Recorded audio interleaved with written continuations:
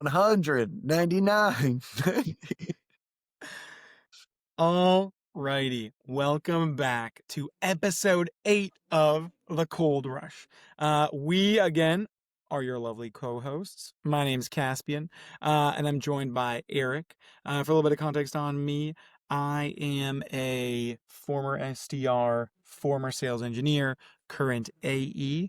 And Eric is maestro of all things, but more specifically, Eric.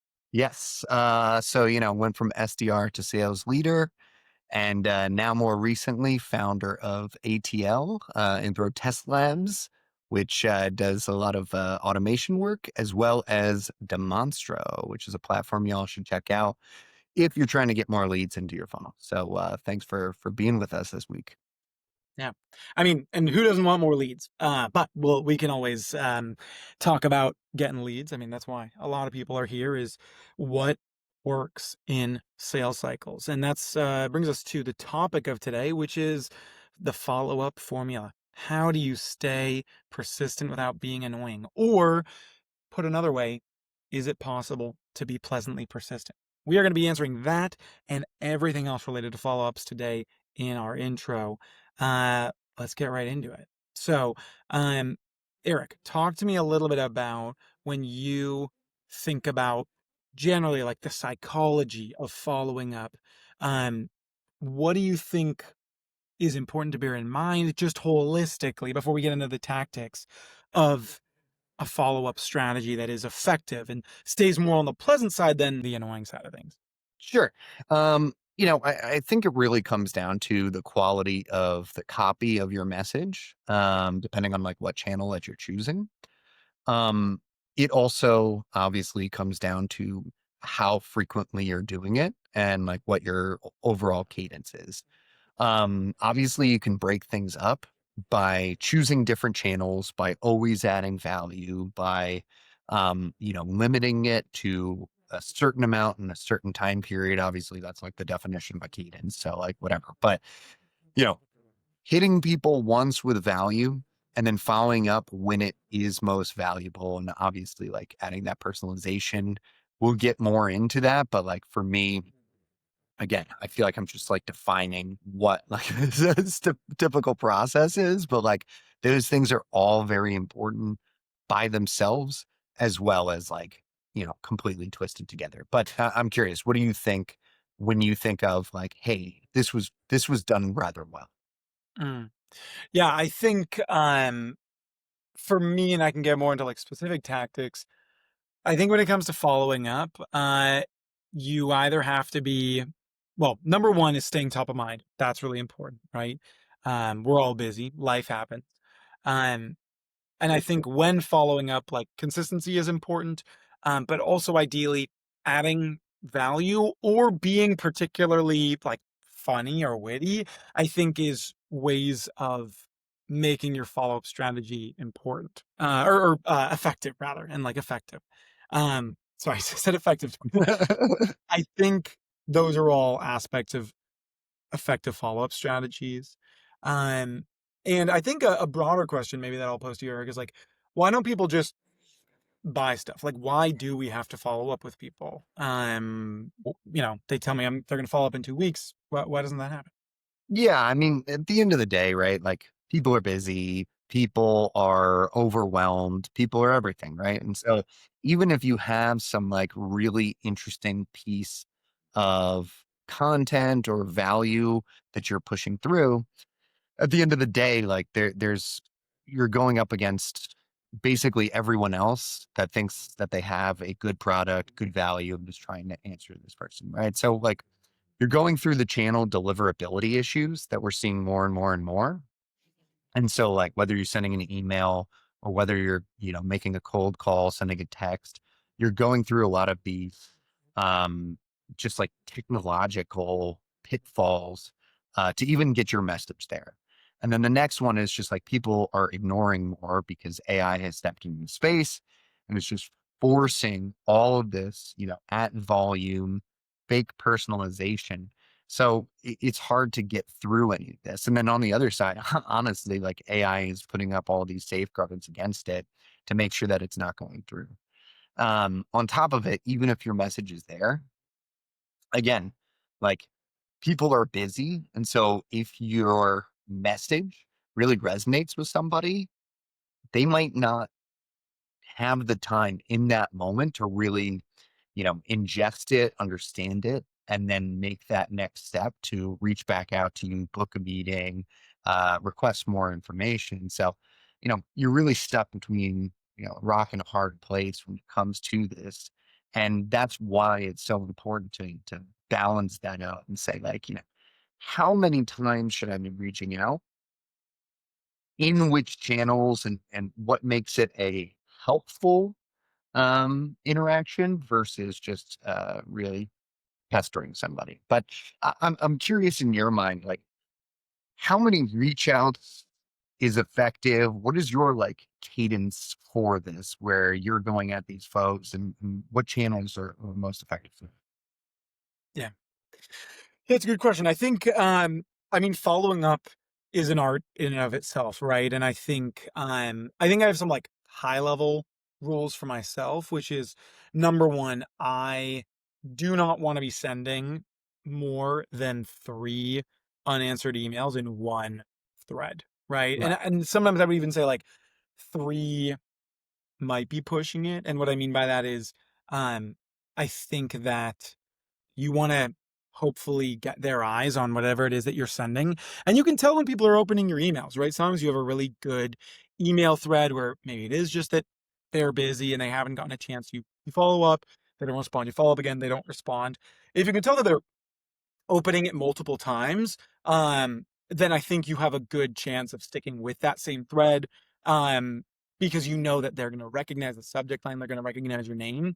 If they're not opening it though, that's when either I lean into trying out a new thread with a new, subject line, or ideally you're following up in an omni-channel way, right?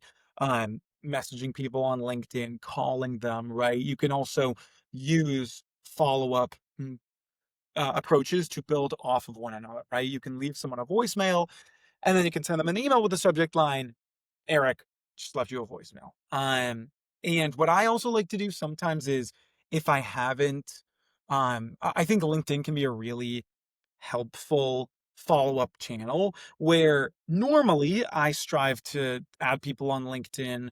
I of course when I'm prospecting them, but if for whatever reason we're not connected on LinkedIn, I will add them early in the deal cycle.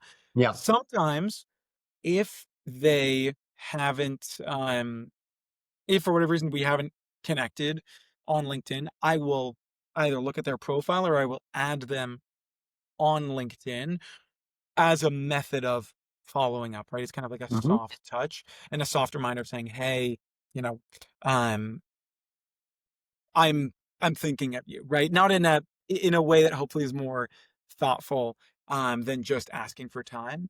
And I also think again, like the content of what you're saying in your emails is really important. Um, if you've overtly asked for time, call it like 2 times in a row, I think just doing a pure value-based message can be really impactful, whether that's sending them a specific case study or just trying to, as best as you can, make it about them with no ask, right? Like, and that may sound counterintuitive for some salespeople, but if the goal is, if you will, like reprospecting into an account and either reviving a stalled deal or re-engaging a closed lost prospect, um, do you want to, you got to try different approaches because people will respond to different things. And again, you Yeah. can see what is working based off of the interactions, again, in email threads or if they're responding, um, to your different emails. Like I thought this even happened today with a prospect where I sent them an email and I can not only tell that they opened it, but that they clicked on the links in that email, right? So they haven't responded yet, but things are trending. And that to me is a positive indicator that maybe I still need to do some work here, but we are moving in the right way. Yeah. Um, so that is the high level rule for me is do not follow up more than 3 times in one email thread. Vary the channels of your outreach, and vary the content of what you're saying. But what have you seen effective either when you're following up with people or when people are following up with you? Like, what do you like to respond to normally?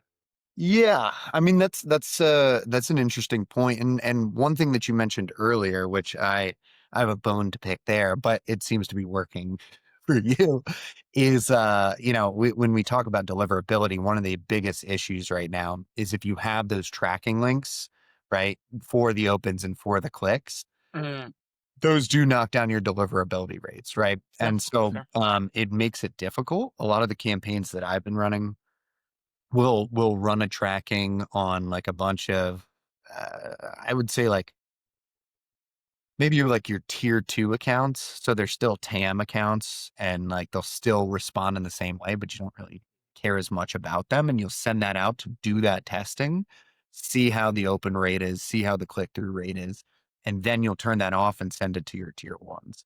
And Yeah, so that's like one thing I always want to like keep in mind for people is those tracking links can affect your deliverability. But it sounds like something that's been useful for you, but just something to keep in mind for people out there. And I think there's a difference of like a lot of what I've done is volume sending.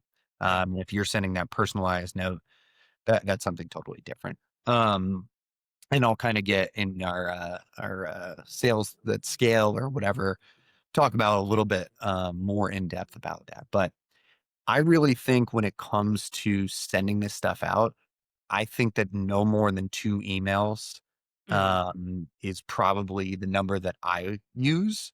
yeah, For LinkedIn, no more than 3 touches.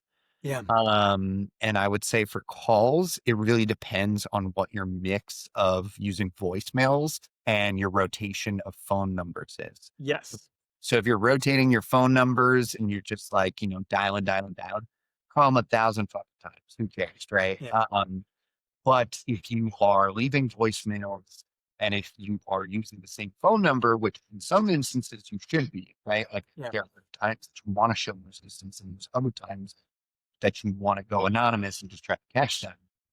I would say, you only want to call from the same number maybe 2 or 3 times. You can call as much as you want from rotating numbers. We probably only want to make 1 or 2. So I think that that's kind of like the maximum mixture that I would do. And like I said, I'll give a little bit more on the email side and scales at sales at scale of what we're doing. But yeah, that's kind of my thinking. And then to flip the script, like the things that I like to get is something that is like top of it, right? And so that's usually using something like some sort of intent tool, right? Like I use Clay in order to find out information about folks. Like if there's an event that makes it particularly personalized to the things that I'm going, or at least making an assumption around like my life and what might be happening there. I think it's always good to be involved in. For me, it's like you probably cannot reach me through a cold call. Like I have now turned on the feature of read me out, like or answer the question of like why you're calling.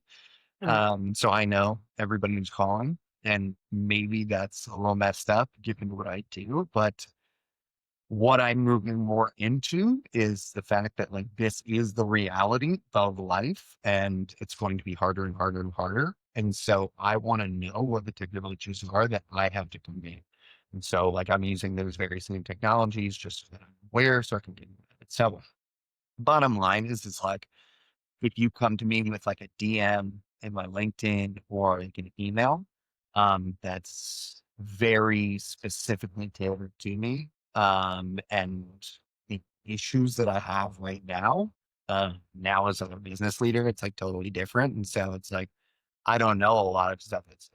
So things that are helpful are useful to me right now versus, in sales.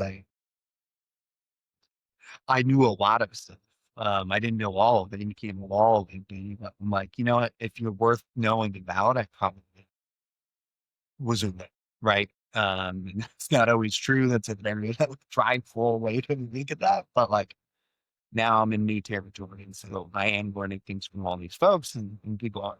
So But anyway, like, that's kind of the way that I think about these different things. But I'm curious to know for you, um, we've talked about cadence, but how are you actually like tactically using this in your day to day, as far as like the plays of the week?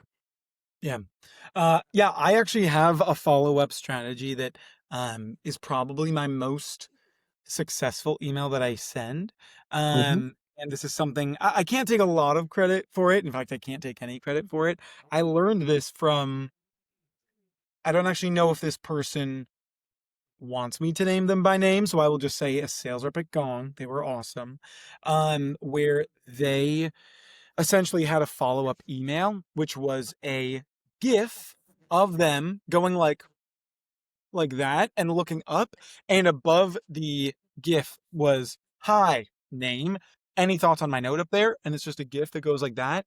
And I made one of those of me, and oh my goodness, that continues to be so successful for me. Like this literally just booked me a meeting maybe a week and a half ago for a deal that I was rekindling. Like I sent this team cookies and then they didn't respond. And then I sent them that follow up. And of course, lo and behold, they responded. And like that is, especially from now, that wasn't even like a cold, this was me reviving a deal for cold outreach. When you think about like following up, that tends to be really effective, even following up on existing, like on an existing email thread.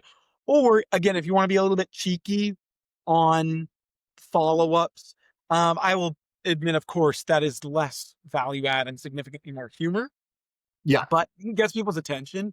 And it's kind of like, okay, like sure, let me take a second to respond to this guy. So um that has continued to be super successful. And as I tell you this, I literally, and I can report back in our next episode, I'm literally trying to revive 2 deals, and I'm like, "Why haven't I sent them that email?" I don't Right. know. I'm gonna do that.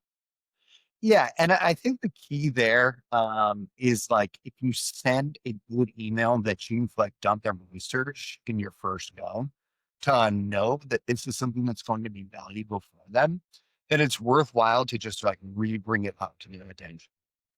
But if you think that you might like have an assumption incorrect, and you're like, okay, like, let me make another assumption and provide other value there, it can be worthwhile to send something else of value besides that bump. I'm like, back and forth, everybody goes when it comes to a bump email. I think that that is a very fun way to use it.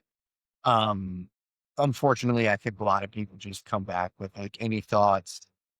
I personally like that would make me laugh, the one that you have. But when people say any thoughts, I'm like, listen, I didn't care enough to read the first one. Yeah, Like, you saying any thoughts is not gonna get me like, it's creating more for me to go back and then read your last email and all that kind of stuff, and I'm just like, I don't care. And so, I think that there is that thought process with it. Um, I would say for like mine, and I mentioned this a little bit before, um, one of the things that I'm doing for a lot of clients, for Anthro Test Labs is we're sending one email out to, and this is from Taylor Aaron, mhm, who does a lot of work when it comes to like, large scale email programs. So I've adopted a lot of his techniques, honestly, because he is not where I don't fix it. But basically, the concept is you send out one email to the company's entire team every 30 to 60 days. So there's not even a follow up on whatever. You're deriving value and personalization at a higher level to these folks. And you're following up. It's almost like a nurture campaign that's like super personalized and valuable so that you're essentially taking the people, right? Like a lot of companies will go for that top, you know, let's call it 3 to 5% who are looking to buy today. And they're reaching out to those folks. But these campaigns are really structured so that you're just aware of the company and it's in the back of your mind as you're nurturing yourself through the cycle. And then once you're ready to buy, they're the first companies on your radar. And so, like, by doing those campaigns and by staying there, what you're doing is one, you're automating that kind of essentially it's almost like email marketing, but it's like specified from that salesperson. You're automating that process out of the picture so that the sales folks and the SDRs and whatever can focus on calling and sending LinkedIn messages, right? And making that ultra specified because at the end of the day, like if you're focusing on all three channels for a lot of the people that I work with, it's just like it's gonna be like you can't get enough out there, right? You have to have like a call, a parallel dialer Yeah. for your calls, and then you need to have an automated personalization for your emails, and then you need to have, hopefully they're doing manual LinkedIn's, but a lot of that is automated as well. So it becomes this just like gigantic system that you're just working very hard to do. But like I said, for at least when it comes to emails specifically, like that's something that I've seen very successful for a lot of the folks that I work with. Yeah. Sales that I guess I messed it up at the beginning. That was plays of the week. That's what's working. I'd love to know a sales that doesn't scale because that actually does scale. All of that does and is scale. So plays of the week, Caspian. We got Well, that taken care of. So what are yeah, the sales that sales don't that don't scale? scale. I will actually say, my this sales that don't scale may be like you could scale this, but it's just another follow-up thing that I have done that is higher risk, higher reward, which is why I'm gonna say it's sales that don't scale because you have to be thoughtful about how you use it. And it relates to your comments around like deliverability for opening and stuff like that. I totally understand, and I'm sure deliverability is lower with the um with the I'm forgetting what it's called, but like with the item when you have the functionality enabled that allows you to see whether or not an email is opened. When I was at Gong, and I have done this with my current company, but I think it was particularly effective when I was selling to salespeople. Yeah, Um, if I saw that someone had opened my emails 3 times or more, I literally had a template that said something along the lines of, and again, I cannot take credit for this. I like made the template my own, but this play exists out there. Um, but you're either going to get a meeting or you're going to get blocked or like opted out of outreach. But if I notice that you open my emails like 3 or more times, I had a template that would say something along the lines of, "Hey Eric, notice you opened my like good enough to notice that you opened my email multiple times." I'm guessing that means one of two things. One, I fell on my face and embarrassed myself. Two, something resonated. I'm hoping it's the latter. Know you're busy, but curious if I could get 15 minutes of your time later this week to share a little bit more about how we help teams XYZ. Right.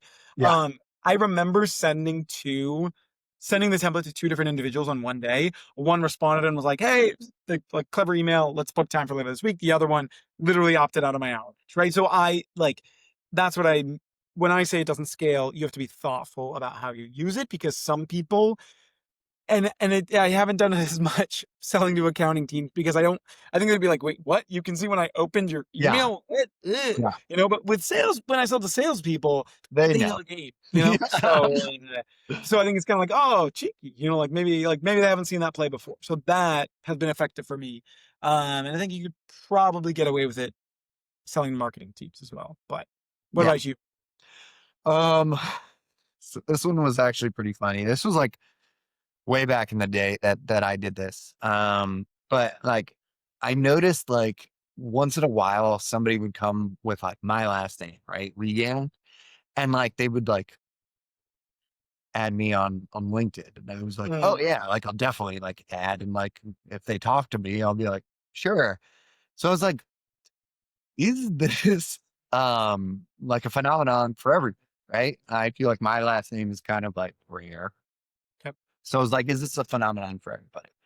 So what I started doing is like we had all these like email accounts that we could do and we could like rotate it from what we sent out from. And I wouldn't do this on LinkedIn, obviously, because you'd have to have like way too many accounts. But what I would do is I would create, and at this point, this was like before rotating domains. So we had the single domain, but I would have our IT guy create all these email addresses Mhm. that was the same last name as all my contacts, Mhm. all my prospects that I was reaching out to. And so I would start sending out and it would be like Eric Lukey. And then I'd be like, hey, like, and my email would be the same, like, hey, like Caspian, the same last name, crazy. I just want to blah, blah, blah, blah.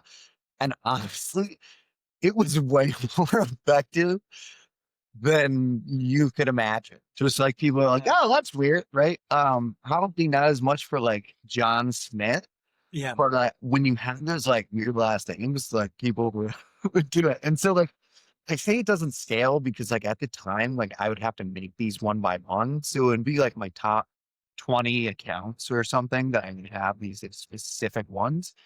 Now I'm sure you could generate these really quickly and have these sent out or whatever, but like, connected to LinkedIn, it's pretty fucking shady. So like I would say like don't do it, but like Yep. early on when you're an SDR and you're just like desperate and trying everything, uh it was pretty funny.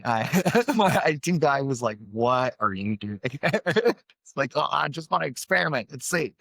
But yeah, that was probably a pretty fun one. But let us wrap this up with some hot takes. I'm curious what you got this week for us, Caspian. Yeah. Yeah, my hot take, and this is particularly timely with Thanksgiving right around the corner, is that like turkey's kind of overhyped. I gotta be honest. Like, I think, like, candidly, I could do without Thanksgiving turkey. Like, what I want with Thanksgiving is stuffing and mashed Thing. potatoes.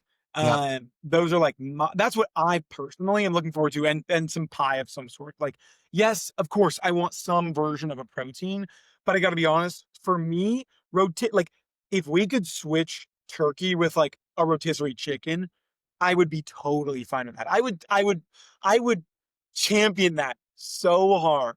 I just think turkey. Don't get me wrong. Like I, it is a lean meat in terms of protein efficiency. And for those that don't know, I'm like I do enjoy a good amount of like I love protein. It is extremely efficient from a non taking a step back. Okay, protein efficiency 1 to 10 is kind of the golden ratio in terms of like grams of protein to calories. That's like Okay. a lot of like traditional protein bars are 20 grams of protein, 200 calories. It is rare to find foods that are more calorically efficient than that. Some examples are like Greek yogurt, very efficient. Turkey, very efficient. Chicken, very efficient. So turkey, very nutritious, but I gotta be honest, it's dry. It's like just not that tight. So rotisserie chicken is what should be served on Thanksgiving Day. That's my hot take. What about you? I'm curious. So I'm definitely like pro stuffing and pro that. I can get behind a turkey, but I actually have a specific thing that I cook the next day that is better than all of Thanksgiving. It's Whoa. not my hot take, but it's called the Frankenstein. Whoa. And so what I basically do is I take the turkey, the stuffing, the mashed potatoes, the gravy, like whatever you want. And then if you make those crescent rolls for Thanksgiving, you Uh-huh. save one of those up and you lay it out on a pan and then you wrap all of like whatever you want inside of it and drizzle Uh, it in gravy and then you cook that sucker up. It's called the Frankenstein because it's just pieces of your whole meal. And I'll tell you that is better than Thanksgiving. Just the fact that you brought this up, I need to get the Frankenstein out there because I'm like, y'all are missing the most important part of Thanksgiving. And whatever you're doing with that leftovers, like it's not as good as these. So I will say that. I will also say that I do agree with you that I like chicken better than turkey. yeah.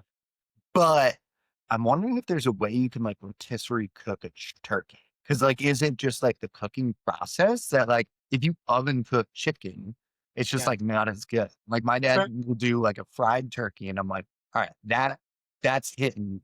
Where the oven is just like it's way. But Fair.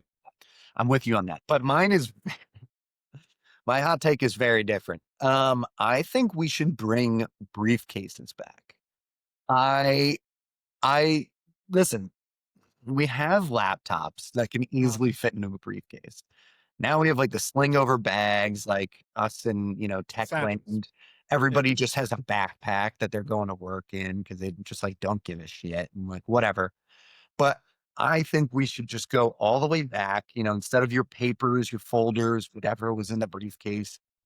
I want to go to work hanging that thing down and you can put your laptop in it. Like, what else do you need? It's your laptop, your charger. Like, that's all you're bringing home and taking there. So, like, why not just do it? It was cool looking. It said, "Hey, I work in an office and I'm pushing for it." If I actually I'm a worked in an office, I'd businessman. have one right now. I mean, briefcases can be pretty sweet. I will say there is something nice and official that makes you look like you're in like a 90s action movie. If you have a briefcase, you're like, I'm on my way to do business. Get out of my Exactly, way. It's man. business time, Otherwise, you So look like a bike messenger. fair, Like fair, fair. Or like Jim from The Office. He always had a very cool satchel.